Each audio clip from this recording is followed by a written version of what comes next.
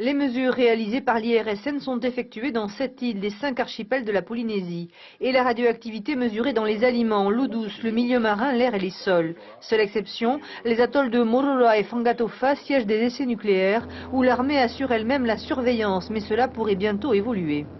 Il y a une proposition de loi qui est actuellement en cours d'examen au Parlement français qui permettrait à l'IRSN, qui demanderait à l'IRSN d'étendre son contrôle indépendant également sur les atolls où ont eu lieu les essais. Mais c'est un projet qui n'a pas encore force de loi et qui permettrait effectivement d'avoir à ce moment-là dans les rapports de l'IRSN, qui est un institut complètement indépendant sur le plan méthodologique du ministère de la Défense, d'avoir une vue d'ensemble portant sur l'ensemble du territoire de la Polynésie. Selon l'IRSN, 30 ans après l'arrêt des essais, la radioactivité artificielle est à peine décelable et représente à peine 1% de la radioactivité à laquelle est exposée la population, en majorité d'origine naturelle et due aux rayons cosmiques.